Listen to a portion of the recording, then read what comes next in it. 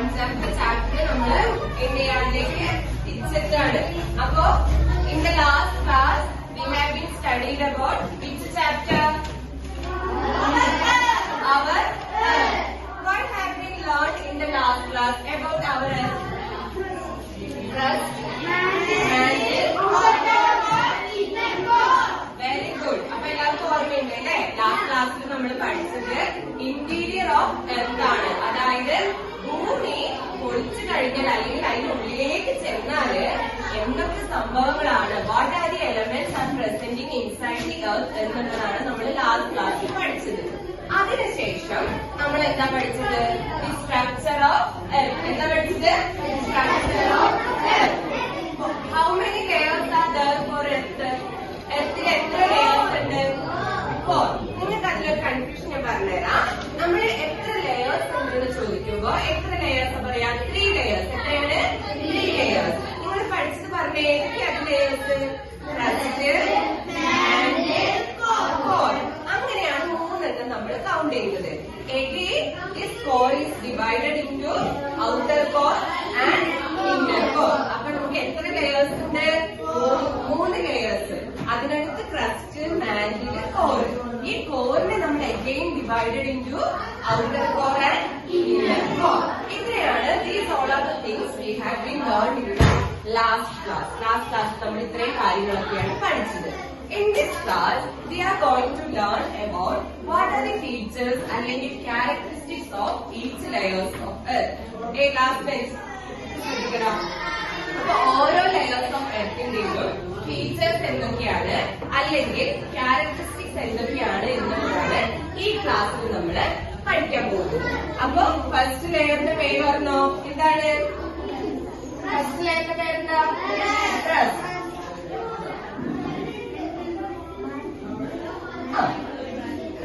ഇനി ക്രസ്റ്റ് അല്ല, നമ്മൾ ഓരോ ലെയേഴ്സിന്റെയും ഫീച്ചേഴ്സ് ആണ് പറഞ്ഞു പോകുന്നത്.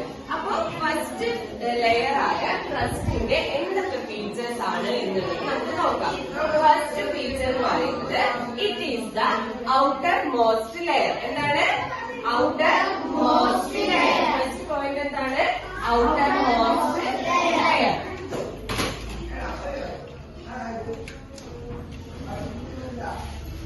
ഇനി ഔട്ടർ മോസ്റ്റ് ലെയർ എന്ന് പറഞ്ഞാൽ എന്താ? ഭൂമിയുടെ പുറമേയുള്ള ലെയർ ആണ്, ഔട്ടർ കവറിംഗ് ആയിട്ടുള്ള ആ ലെയർ ആണ് ഇത് ക്രസ്റ്റ് എന്ന് പറയുന്നത്. ഇനി രണ്ടാമത്തെ പോയിന്റ് എന്ന് പറയുന്നത് ഔട്ടർ മോസ്റ്റ് ലെയർ ആണ്. അത് തിന്നാണോ തിക്കാണോ? തിൻ എന്ന് പറഞ്ഞാൽ എന്താ? എരിക്കുന്നത്, നേരിയത്. തിക്ക് എന്ന് പറഞ്ഞാൽ എന്താ? കട്ടി കൂടിയത്. അപ്പൊ നമ്മുടെ ക്രസ്റ്റിന്റെ പ്രത്യേകത എന്ന് പറയുന്നത് it is relatively thin layer. എന്ത് ലെയർ ആണ്? തിൻ ലെയർ ആണ്. കട്ടി കൂടുതലാണോ കുറവാണോ? കുറവാണ്. അതെന്താണ്? തിൻ ലെയർ ആണ്. ഈ 2 പോയിന്റ് ക്ലിയർ ആയില്ലേ? അടുത്ത പോയിന്റ് എന്ന് പറയുന്നത് ഈ ക്രസ്റ്റ്, ഈ പുറമേയുള്ള ഈ ഔട്ടർ ലെയർ എന്ന് പറയുന്നത് എന്തുകൊണ്ട് കമ്പോസ് ചെയ്തതാണ്? Solid rocks. എന്താണ്? Solid rocks. റോക്സ് പറഞ്ഞാൽ എന്താ? പാറക്കൂട്ടങ്ങള്. പാറക്കൂട്ടങ്ങള് ഭയങ്കര എന്താ പറയാ, സ്ട്രോങ് ആണോ അതോ ലിക്വിഡ് ഫോമിലാണോ? സോളിഡ് അല്ലേ? സോളിഡ് എന്ന് പറഞ്ഞാൽ എന്താ? കട്ടിയുള്ള സാധനങ്ങൾ. ലിക്വിഡ് എന്ന് പറഞ്ഞാല് വെള്ളം പോലെയുള്ള സാധനങ്ങൾ. പക്ഷെ നമ്മുടെ ക്രസ്റ്റ് ഏരിയ കമ്പോസ് ചെയ്തിരിക്കുന്നത് എന്തുകൊണ്ടാണ്? Solid rocks. എന്താണ്? Solid rocks. Composed of solid rocks. 3 point പഠിച്ചേ. ഫസ്റ്റ് പോയിന്റ് എന്താ? It is the outermost layer. പുറമേയുള്ള ഭാഗമാണ് ക്രസ്റ്റ്. പിന്നെ അത് തിൻ ലെയർ ആണോ തിക്ക് ലെയർ ആണോ? തിൻ ലെയർ ആണ്. പിന്നെ ഇത് എന്തുകൊണ്ടാണ് നിർമ്മിച്ചിരിക്കുന്നത്? Composed of solid rocks. ഭയങ്കര കട്ടിയുള്ള പാറക്കൂട്ടങ്ങൾ കൊണ്ടാണ് ഈ ക്രസ്റ്റ് ഏരിയ ഉണ്ടാക്കിയിരിക്കുന്നത്. അടുത്ത പോയിന്റ് ഇറ്റ് ഹാസ് 2 പാർട്സ്. എത്ര പാർട്സ് ഉള്ളത്? 2 പാർട്സ്. അത് ഏതൊക്കെയാണ്? കോണ്ടിനെന്റൽ ക്രസ്റ്റ് ഉണ്ട്,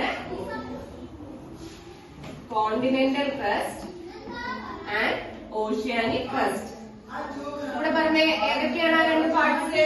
കോണ്ടിനെന്റൽ ക്രസ്റ്റ്, ഓഷ്യാനിക് ക്രസ്റ്റ്. ഇനി ഇതിനെ കുറിച്ച് അധികം ഡീപ്പായിട്ട് നിങ്ങൾക്ക് പഠിക്കാനില്ല. 2 കാര്യങ്ങൾ മാത്രമേ കോണ്ടിനെന്റൽ ആൻഡ് ഓഷ്യാനിക് ഇതിനെ പറ്റി പഠിക്കാനുള്ളൂ. അതെന്താന്ന് വെച്ചാല് കോണ്ടിനെന്റൽ ക്രസ്റ്റിന്റെ ആവറേജ് തിക്നെസ് ഇത് തിന്നാന്ന് നമ്മൾ പറഞ്ഞു. എന്നാൽ ആ ഉള്ളതിന്റെ ഒരു കട്ടി എന്ന് പറയുന്ന ആവറേജ് എന്ന് പറയുന്നത് എത്രയാണ്? ഇവിടെ എന്ന് പറയുന്നത് 30 കിലോമീറ്റർ ആണ്. എത്രയാണ്? 30 കിലോമീറ്റർ ആണ്. ഇത് മൊത്തത്തിൽ തിൻ ലെയർ ആണ്. പക്ഷേ ഇതിൽ പ്രസന്റ് ആയിരിക്കുന്നതിന്റെ ഒരു ആവറേജ് തിക്നെസ് എന്ന് പറയുന്നത് എത്രയാണ്? 30 കിലോമീറ്റർ. ഗേൾസ് പറഞ്ഞ എത്രയാണ്? 30 കിലോമീറ്റർ. ഇനി നമ്മൾ ഈ കോണ്ടിനെന്റൽ ക്രസ്റ്റ് ഈ ആവറേജ് ഏരിയയിൽ